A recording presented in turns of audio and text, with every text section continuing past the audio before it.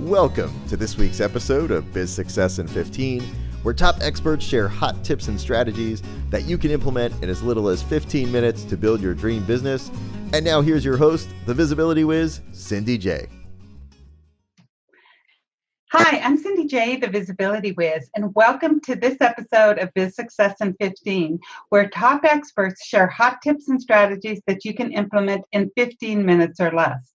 Today, our guest is Caren Glasser. She has invested the past 40 years being of service to her community by sharing her gift of song in media. She has been produced by Rhino Records, created 8 CDs that focus on moving community towards hope. She has provided arts programming for the public and private school sectors in Los Angeles. She's authored 4 books and is the host of an influential web TV show. Caren has launched a global movement called The Little White Lie, and it's all about the lies that we tell ourselves about getting old and how to love at the age that you're in. Welcome, Caren. Hi, I'm so glad to be here. Thank you for having me. Oh, it's my pleasure. To begin, could you share with our audience a personal or business challenge that you had to overcome in order to achieve your level of success? Well, first I want to say I'm still kind of overcoming it. I have what is known as squirrel syndrome. I tend to, go after the bright, shiny objects, and that does get in the way of growing your business because you can't seem to focus on one thing. So I've worked really, really hard. And as I said, it's still a work in progress, but I work really hard in getting very, very clear as to what I want to be doing and staying in my own lane. I really love that. So for other people that may have the squirrel syndrome, do you have a tip or two to help them stay focused versus always going after that bright, shiny object? Great question. I think that I try to define everything that I do by asking myself a couple of questions. Is this going to move me closer to my goal? Is this the low-hanging fruit? Is this a good use of my time, or should I be outsourcing to somebody else? So I ask a few questions of myself before I take that next move. And for the most part, it works. Very good. Great. Yeah, I'm constantly asking myself similar questions. And can you share your story about how you began the movement of the Little White Lie? Oh, I'd love to. Thanks for asking. About a year ago, when I turned 60 years old, I had been doing web TV streaming for probably around 10 years. And a lot of the shows that I do are about being authentic and showing up as your real and true self. And those would be my guests. And those would be the people that would be sharing their comments and discussions with me. And I realized that after all this time, I had been sitting in front of a computer screen, not being authentic because I had been coloring my hair since I was 30 years old. And so for 30 years, every 3 weeks, I'd go into the hairdresser and we'd color my white because it grew almost an inch every 3 weeks. And I thought to myself, I'm not doing this anymore. And then I thought to myself, oh, geez, what did I just agree to? Because I'm on camera every single week showing this inauthentic self. So I thought, you know what I'm going to do? I'm going to do this in front of the public. I'm going to grow my hair out in front of the actual, the people that are watching. And it took a little while because at first it was just me on camera and I was sharing my thoughts and I got very vulnerable. And that really was the turning point for me. And I started bringing people on and people became they felt safe in the environment. So they started coming on the shows and we would ask a question. And again, it's about those lies we tell ourselves. It's not just about this. It's not just about my white hair. That's my little white lie. Right. That was what I was hiding around. But there, as we get older, I'm sure you know this, as we get older, we're told by the media, you can't wear this, you should look like this, what to wear after 40. You're too old to do technology, all of those things. And as we started to tackle all of those issues and all of those topics, and interesting things started to happen. People started coming out of the woodwork saying, yeah, I feel invisible as I get older. Yeah, that's happening to me too. And before we knew it, we were having thousands and thousands and thousands of views on these live shows. And we celebrated 1 year. I just turned 61 and my hair is almost grown out. Looks great. Thank you. Thank you. It's been quite the journey. And it is very interesting because we do always tell ourselves lies, especially as we get older. I know a lot of us has heard the phrase, you can't teach an old dog new tricks. Yes. And I think that is probably, especially about, I'm too old to learn new technology. Right. I think that's probably one of the little white lies that a lot of people tell themselves. Yeah, it definitely is. Mm-hmm. And how can valuing your authenticity, like you said, it's not just about the hair, it's about really being authentic in who you are. How can valuing it enhance every aspect of your life? Well, you know what? When you show up and actually look like you look, and you talk like you talk, people resonate with you, and they want a piece of you. They want what you're having. I mean, it's as basic as that is. And so when I started showing up as me with my white hair growing out, people were like, "Wow! I mean, if she can do this on camera."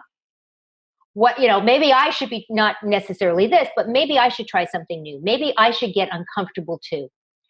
And that has changed my business model. And at this point, people come to me because they want me. And I think that we forget when we're in the sales industry that we're selling us. We're not selling the product. We're not selling the book or the tool. You're selling you. Right. And so the more authentic you show up, the more people know that you're the kind of person they want to be with and they want to work with. And so for me, it made the difference, a huge difference. Mm-hmm.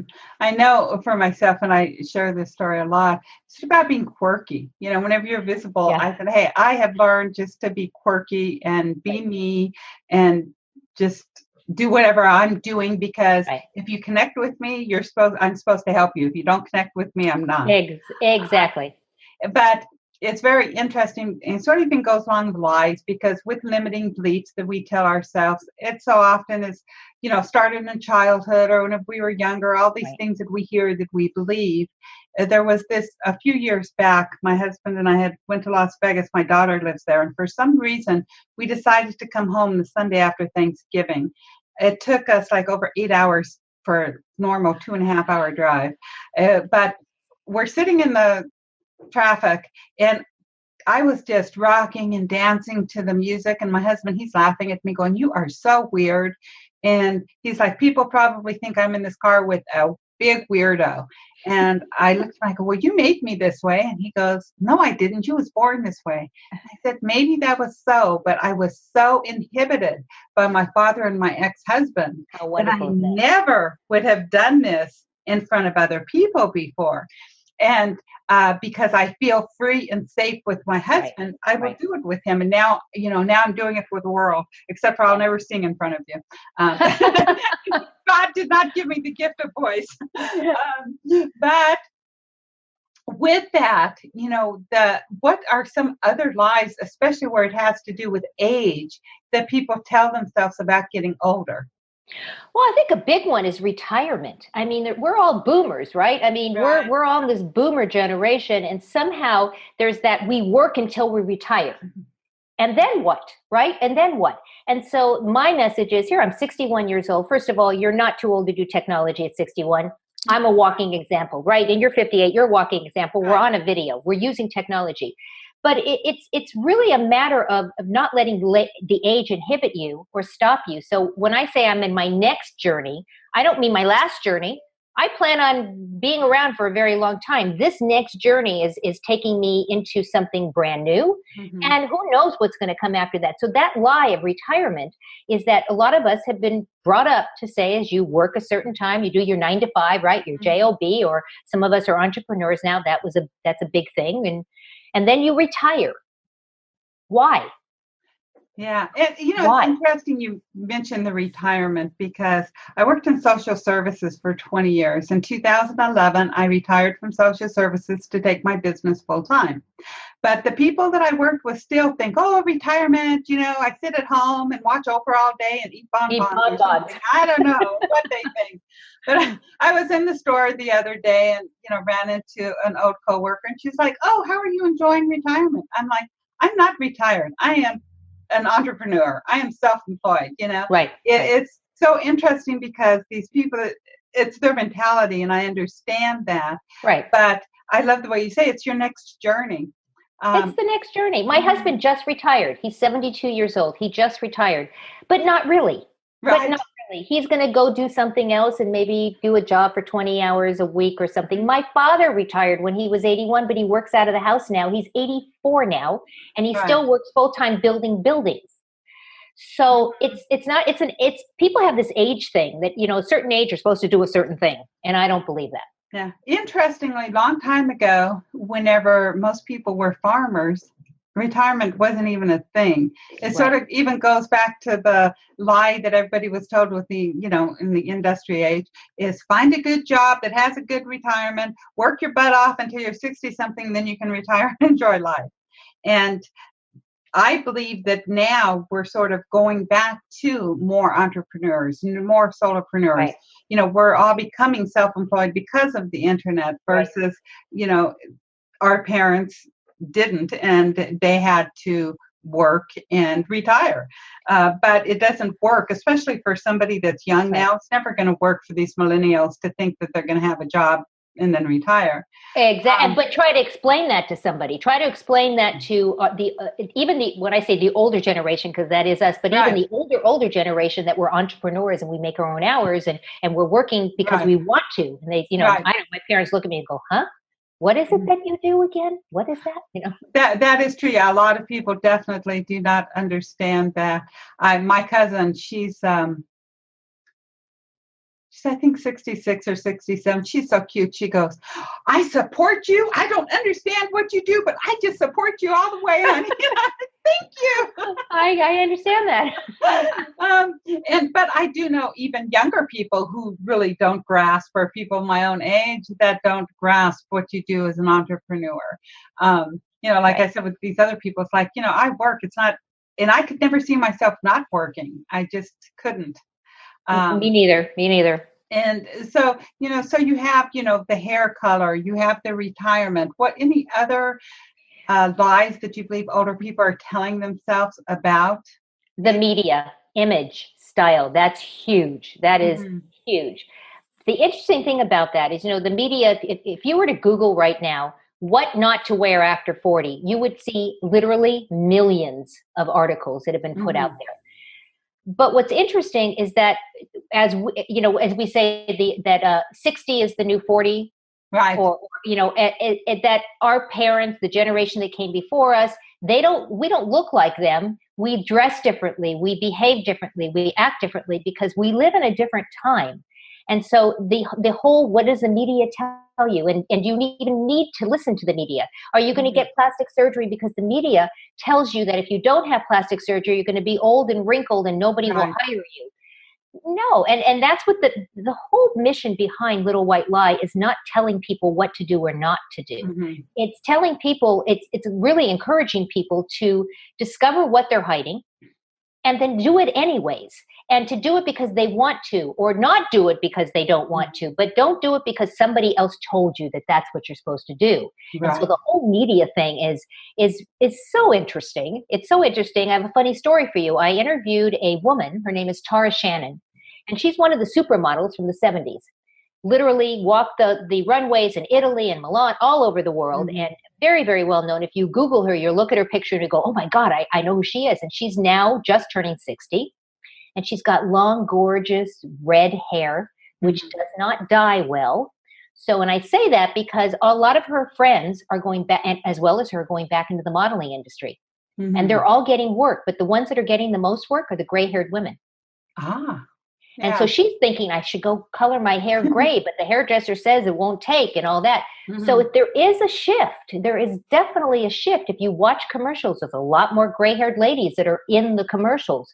There are more gray-haired women that are in magazines and in print. So, it's a movement that's happening whether others don't like it or not. I mean, it's happening. Right. I love that. I really love that. And I know we do live so much longer today. I personally, to me, had the greatest role model in the world, and my grandmother. She was always nicely dressed. She always took care of herself, mentally, physically, and spiritually. But when she was 92 years old and it was my niece's birthday, her great grandkids talked her into roller skating with them. And oh my goodness. So, so I was like, I want to grow old to be like my gram. This is just my vision. But she was never afraid to try new things, even at 92 years old. I love it. The older kids was next to her to make sure she didn't fall. But, you're never too old to try anything new. Exactly. And I want to be an inspiration to others as well because of that. I want to inspire others to step into their own brilliance, their own beautiful self. And it is about confidence. This is all about confidence. What we do is about confidence. If we don't feel confident, we are not going to succeed. If we feel that we are confident, that's how I show up. That's why there's not been a single person that is not a single one out loud that has said to me, ew, why are you doing that? You look so much older with gray hair. And it might be because I show up with confidence. I dare them. I dare people to look at me and say anything other than, oh, your hair looks really cool. How did you do that? So it's interesting. It's an interesting phenomenon. And how do people, especially entrepreneurs or solopreneurs, how do they let age get in the way of making their dreams come true? I think it's what they tell themselves. Oh, everybody's online these days and I can't do it. I'm too old to be online. Well, no, you're not actually. Then outsource. If you're uncomfortable, outsource. Get somebody to do it for you. So I think those are the kind of things that we kind of think that the technology is a young person thing. And most of business, most of work at this point is online. Even the bricks and mortars are online. And so I think the huge piece of that little white lie is somehow somebody gets to a certain age and says, I'm too old to do this. Right. Anything, any public service or, even including Social Security or Medicaid, you have to, it's all online now. It's not all this paperwork. Right. So, I know a lot of older people. My mother-in-law is one of them. I could never see her doing technology. It's just not in her poor little mind. She's 84 now, I think, but she, we have to do it for her because she doesn't have a clue about it. But a lot of people, especially if you start in our age, 60s, 50s, 60s, you should be able to grasp it. Yeah, well, and it's funny. My mom, who's 83 years old, she insists that she's not on Facebook, and yet she sends me messages on Facebook. Oh, yeah. Yeah. So there is the knowing and then the not really knowing what you know, because she's insistent that she's not on Facebook, but she is. And it's funny. I mean, so she moves around on Facebook quite nicely, apparently. She just doesn't know she's on Facebook. So it's what the mind believes. It's what the mind believes. Right. It's always what the mind believes. We are our thoughts, period. Yes. You can go to any spiritual book ever written in this mind. We are our thoughts. If we believe we can do it, we can do it. If we don't believe we can do it, we can't. We can't. Yeah. Famous saying. Absolutely. Can you share a 15-minute strategy with our listeners that they can implement in 15 minutes or less to grow their own business?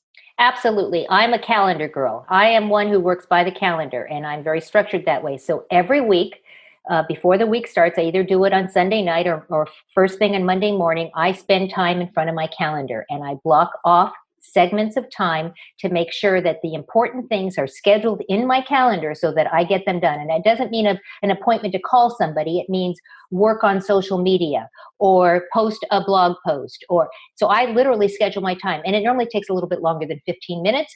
But that is what I do every single week. And when you are focused that way and you know what you're doing next and you have scheduled, I even schedule me time. That means that it's just for me to get up and go take a walk or remember to go eat lunch, because as an entrepreneur, we forget that sometimes, right? So that's my big tip, that if you can get yourself in calendar it literally, that every Sunday or every Monday morning that this is what you're going to do, you will see very, very quickly how fast you can move up in your business, because you have now made it your priority by putting it in your calendar. Right. Yeah, I just sort of laughed whenever you said about forgetting to eat. My husband always asks me, do I have to send you a text every day to remind you to eat? I have an alert on my phone that beeps, because I would never get up out of my desk. I mean, I sit here, I'm stuck on my chair. So I very focused. Yeah. So I thought that was really cute. And I know that you have a wonderful gift for our community. So can you share a little bit about it? Absolutely. So we've talked that I do these shows every week. We talk about the Little White Lie. I've had some amazing guests. So we just came out in the last quarter with the premiere issue of the Little White Lie digital magazine. And it's exactly what it sounds like. It's a magazine that lives online digitally. So you can literally go in there and click the page and the page will turn. And we have 4 amazing people in there. We have their shows in there, their live shows. You can actually watch their shows. We have Casey Everhart and Susan Jacobs and Kat Williford and Darla Claire. And they all talk from their own perspective about showing up and tips on how to show up within their own specialty to create the environment that you want to actually live in and be in as an entrepreneur. And it's a no sale magazine. There's no sales in there. It is all just articles and shows, and you can actually watch the shows right in there. Very, very proud of it. Proud of the people that jumped in on the ship with me to do this. And we have a new magazine coming out, but the premiere issue just came out. So that's my gift to the audience. Yes, thank you. Yeah, and it's a wonderful magazine. You definitely want to hop over to bizsuccessin15.com and download it. So the link will be there. It's I did really like the little videos in there. I had never seen that before in an online magazine. So whenever I was looking at it, I go, how cool, the video's right there. That was important to me. That was actually really, really important. I would not do the magazine without being able to do that. That was really important. So that's very genius. So I like that. And for our guests, if you want to hop on over to Biz Success in 15, download Caren's gift, and you can also re-listen to today's show in case you missed any of the golden nuggets that she had to share. And Caren, do you have any parting words for our listeners? I think the most important part, we live in an online world. We've talked about that. We've touched on that through this entire conversation that we've had. And I think the way to set yourself apart is to take your online relationships offline. And I don't mean that you have to go meet somebody for coffee, because quite frankly, the woman that I met in Australia, that's not going to happen right now. But offline means we get on a Zoom, or we get into a Skype call, or we get on a phone call, or we email, something that takes it off of the Facebook or off of Twitter or off of Instagram, so that you're forming real relationships. Because we do know people do business, people make friends with people that they know, like, and trust. And how are they going to do that just seeing your public persona? So I encourage people, take that online relationship offline, get to know somebody, make it a habit every single day that you reach out to somebody in your network and just say hi. Mm-hmm. What will happen? I love that idea. I'd never thought of that, taking it off of social media into a more connectiveness. Right. A personal, making it much more personal. Yeah. And, I do that naturally, but I never really had put it together. Yeah. So very, very interesting. Great tip. Thank you very much. And to our listener, and I do want to thank you for being our guest today. My pleasure. Thank you for having me. It's been a pleasure having you, and learning about the Little White Lie. I love this movement. Absolutely love it. The Little White Lie. So if you enjoyed today's show, feel free to share it with your friends. Be sure to hop over to bizsuccessin15.com, where you're going to find any links from today's show, including Caren's great gift of the first premiere issue of the Little White Lie digital magazine. And you'll also be able to re-listen to today's show or catch up on past shows that you might have missed. And with that, big hugs, and be sure to tune in to Biz Success in 15 next week for another great episode. Bye-bye. You've been listening to Biz Success in 15. For all links mentioned in today's show, and to watch or listen to previous episodes, visit bizsuccessin15.com. Thanks so much for listening, and be sure to tune in next week for another amazing guest.